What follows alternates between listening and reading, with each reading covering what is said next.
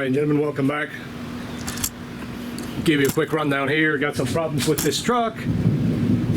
I pause you up, get you some info.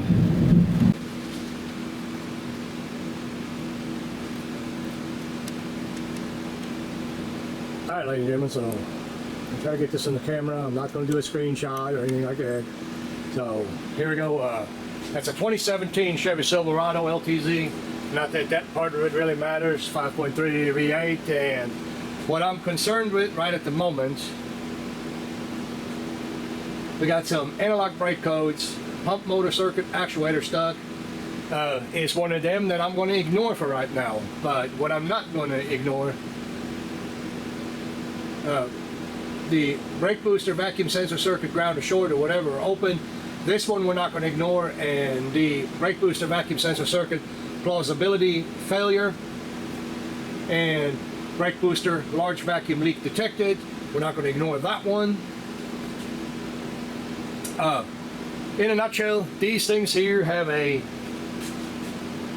vacuum pump that is driven via a belt.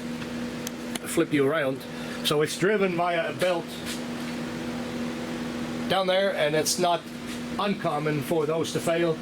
I want to see, because we're talking about a large leak. Now when you have a large leak, in my experience, that can cause other problems. So that being said, the brake booster, I could stick a bore scope in there. I'm not going to. They can leak internally, but normally when they leak to the point where they won't hold a vacuum source. What I got set up over here is a little vacuum gauge and a hose that goes into the booster. I just want to see if the system has the ability to hold vacuum. Now I will tell you this. Now you cannot do that. Well, yeah, you can do that with a hand vacuum pump, but it's going to be tough. That's a lot of pumping, especially when you do have a leak. You'll never pump it up. So in my case here, we got us a vacuum pump. My gauge is sticky a little bit. I gotta tap it a little bit, so get that in the screen there for you.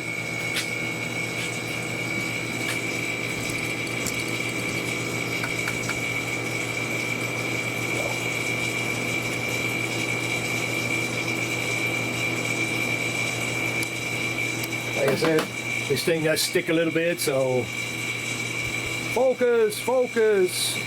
Anyway, we're sitting at about 27.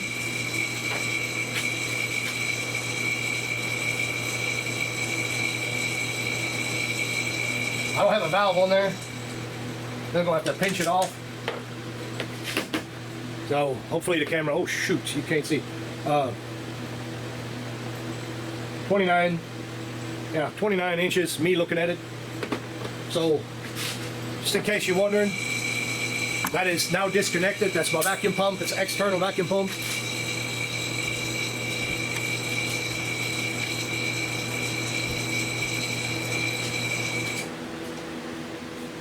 I really want to see what I'm trying to accomplish here. I just want to see if that thing can actually hold a vacuum.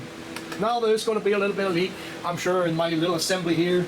But actually, as of right now, the needle hasn't moved. I'm going to leave that sitting for a little bit and get the camera off of here, kind of give you a shot of that. So here's the, flip you around. So here's that contraption that I'm using. Actually, there's a T and my line that comes with, I removed the grommet. That grommet from the brake booster and stuck the end that normally comes with the hand vacuum pumps. Went ahead and put that in there as is.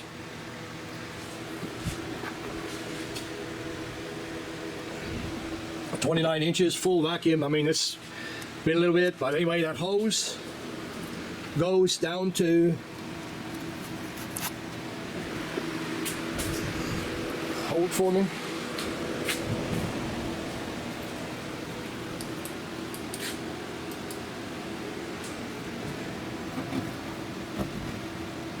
Now, hopefully you can see my, yeah, you can see that, I think. Yeah, right there. Right there, that's the vacuum pump. That is a stretch belt, so there is no tension or anything like that. And that hose wraps around. The hose actually wraps around and it goes all the way back to the back of the motor. But I can't show you that right now because the vehicle is not on my rack yet, but you just have to take my word for it. There's a couple of four bolts maybe in that vacuum pump. Like I said, these are a failure item. I wouldn't say that that's a common failure item, at least not in my experience. Somebody might say different, but I personally have not done much with it, so I'm not going to tell you, oh, it's a problem, and it's really not. So that's kind of where we're at. So let's check this gauge one more time. It's 29. It has not even moved the needle's width on that. Of course, flip that screen around. Of course, you pump the brake. You know, you get onto the brake just a little bit and hold it. Sometimes that can be enough to whatever is leaking on the internals. Sometimes that can be enough to really make it leak and let all the vacuum go out. So let me do that. I want to do this one time and just barely get on the brakes. We just want to actuate the brake. That's all we're going to do. We're going to get right back off of it, okay? So that's actuating the brake.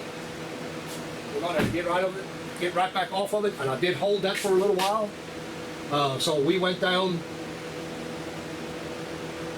27.5 inches. That's what we went down to. That's what me holding, just pumping a little, maybe pump an inch or so. Let it go inch and a half in, and holding it in place and just kind of wiggle it back and forth. So I think that is pretty good confirmation that this booster actually don't have anything wrong with it. Just to say we did it, I'm going to go and do it one more time. Do it a little bit further this time, and it's going to take a lot more of the vacuum out of it. That's about 2 inches right there. Hold it, wiggle, and come back off of it. And just wiggle it, pedal a little bit. So we're at 23.5 inches of vacuum right now.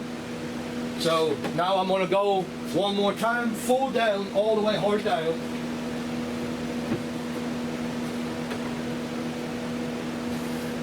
So that's hard down, holding it, and slowly let it come back. And this one, like I said, it was hard down. Now that got us down to 11 inches of vacuum, 11 inches of mercury, whatever you want to call it. But the pressure should still hold in the system, and I know it holds. I mean, that's I could tell when I pulled the hose out of it.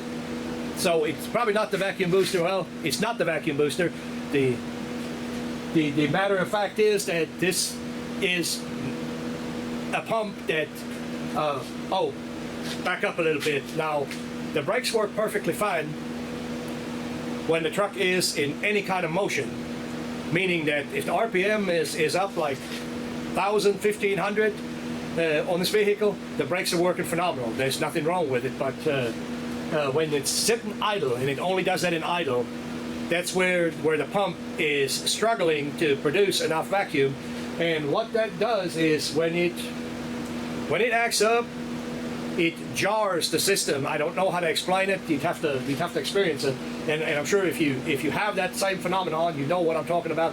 It kind of like the that jar, that it does some kind of jarring on the brake system. And I'm suspect that this could cause some of the other codes. I'm going to ignore that on account of that right there alone. We need to fix the brake booster vacuum supply. We need to fix that first. We need to clear codes and drive that truck to see if the other codes are coming back. If they're hard codes, they'll come right back anyway. So I'm going to pause you up. Oh yeah, and by the way, yeah, I had forgotten about that. I did unplug that plug off the vacuum supply hose. So yeah, that's what the other codes, partially what these other codes are. But now the ABS code, that was in there before I unplugged it. So we'll go from there. Let's give you a quick run now. I just cleared the codes, by the way, like you just noticed. Of course, in these tools here, we can do that because there's a history that we can go back and see the codes that were in it. Anyway, brake booster vacuum sensor circuit. Okay, that's the code that is going to come back right now. That's the one of the codes that I read off to you, and that's what I was actually going to prove to you right quick. Not that it matters right there, but anyway, I just wanted to show that to you. That is because of that plug over there is not plugged up. No, I undid the plug right there. That's what causes that code.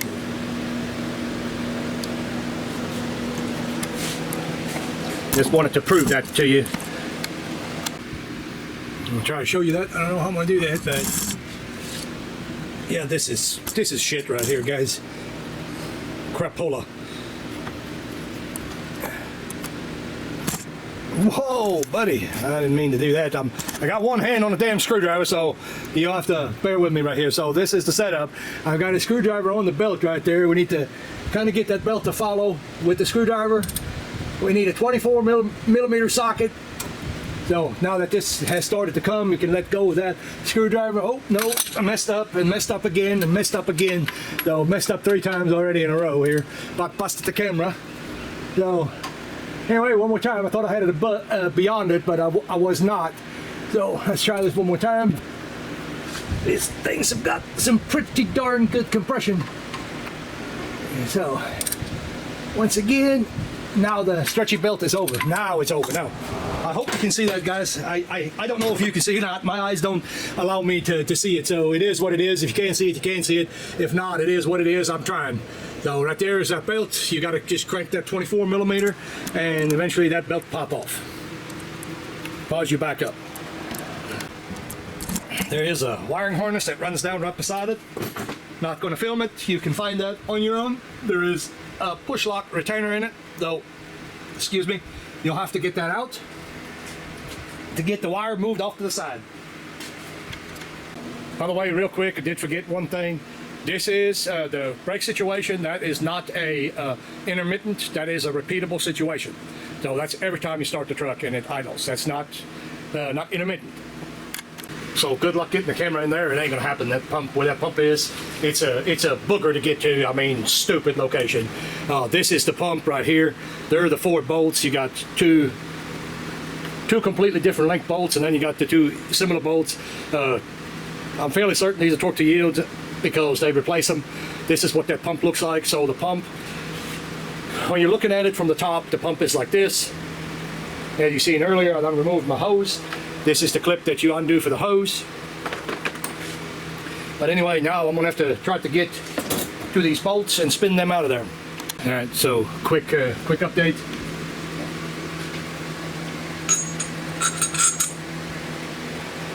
It's your steering. That's the linkage that goes down to the rack. So I took that off, leave it sitting just as it came apart. That way you don't have no problem slipping that right back on. So it stays just like it is right there, guys. Don't even look at it when you get it off. It's just leave it alone. Leave it be. It's perfectly fine.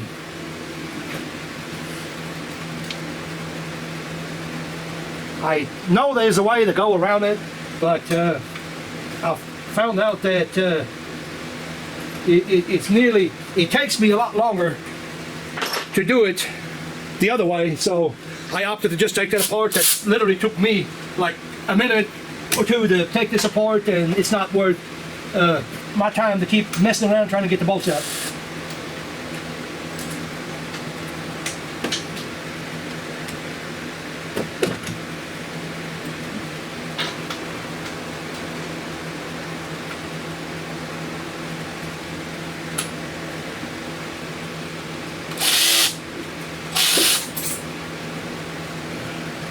Well, that just sucked. This whole thing just fell on the floor. That go to figure. I took the wheels off this vehicle in case you haven't figured it out yet.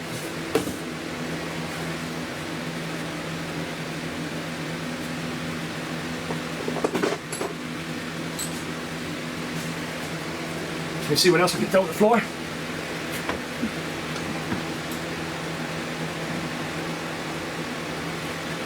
I really need to get a. Well, I got no. I got clothing that doesn't scratch, so it's fine. Should still use a fender apron. I know somebody is going to probably pick up on that and throw that in the comments.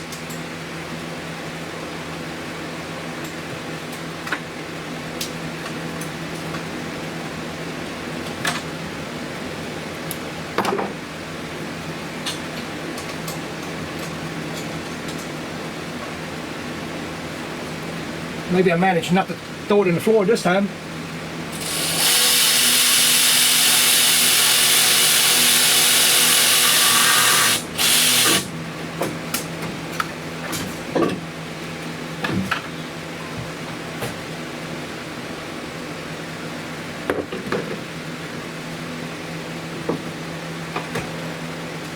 Got us a little oil coming out of it, which you're supposed to, just in case you're wondering.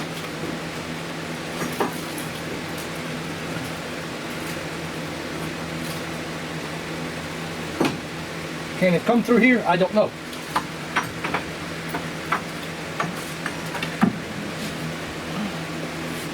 Apparently it can come through here. These are the reeds on that vacuum pump. A little bit different what the Dorman one is.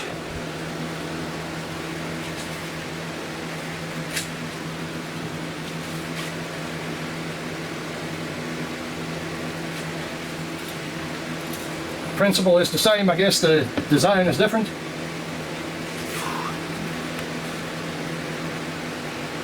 So you're gonna wanna make sure that gasket is off of it. And matter of fact, I'm gonna pause you up. I'm gonna raise this up and go back underneath. Keep this here for now, but go back under it, raise the vehicle, of course, goes without saying, and make sure that the gasket is off, everything is clean. Make sure we're not knocking any dirt and stuff in it. All right, ladies and gentlemen, I told you we're going to do this one more time. If it doesn't cause problems, we did this in another video. I'm going to do this again. So I'm going to use this moment of silence here to scroll through the procedure.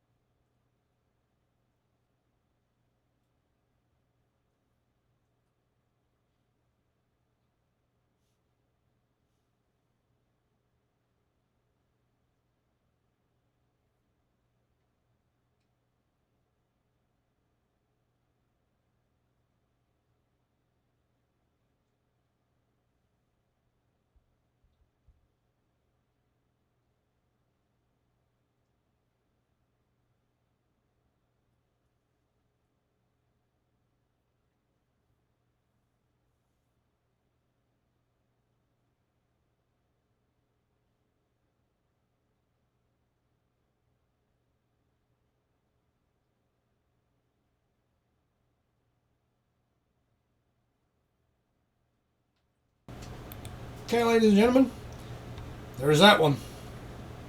Also, I'm going to tell you guys something as well, you know. Some of the comments you get, I understand why people post comments like that, but on the other hand, You got to remember something, you know, everybody a little bit different when it comes to body. I mean, I'm a big fella for one, and I've had back surgery. Another, you know, I'm short, stubby arms. You know, somebody that's got long arms, flexes real good, they can do this job probably a little bit easier than what I would be able to do, or vice versa. I don't know.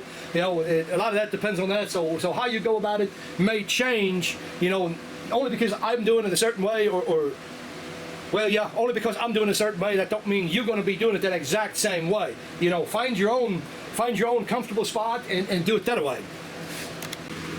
And also, before we even go down that road, before somebody ever says something about it, I'm going to tell you to get a life, because this is a shop. So what I'm about to say is pertaining to that. This is a shop, not a place where something gets rigged. I know that there is a delete option for that truck to get rid of that vacuum pump. I'm not going to offer that to the customer, nor will I do that. I figured I'd throw that in there. If you want to look it up and do that yourself, you can do that. These pumps are relatively expensive, but it is what it is. So not that I really know what the draw on the vacuum draw is going to be on that hose, you know, I don't go by that. But I did check before and after, and absolutely this pump here pulls twice, 3, 4 times as hard as the one I just took off on it. Put your linkage back on. That's very easy to do. I mean, really, it is super easy. Don't have to show you. Torque your bolts, and if you're doing it for somebody else, tell them to keep an eye on oil leaks underneath. If you're doing it obviously for yourself, make sure that you check and verify there ain't going to be no oil leaks. After a while, these things here don't got a whole heck of a lot of oil going through it, I don't think. Don't know that, but either way, make sure that no leaks, you know. And the belt, on the belt, when you put the back on, just reverse. All you got to do is hold your thumb on it, or hold a finger on it, whatever, and just roll it back in. People normally don't like to roll an engine backwards, but whatever. Roll it forward, whatever you want to do. Belt's easy it's easy to self-center on the pulley in the back, but you can stick your hands like this. You can stick your hands in the back of it and feel and make sure the belt is right. That's about the end of this. Like I said, this one here, it's confirmed. This did fix the problem. That was the problem. It did fix the problem. The brakes no longer pump up or come up when you're pumping them. You know, in stages they will start coming up because the vacuum pump cannot produce enough vacuum to hold a constant, steady vacuum supply to make the brake pedal go down. Anyway, ladies and gentlemen, like, subscribe. We'll see you on the next one.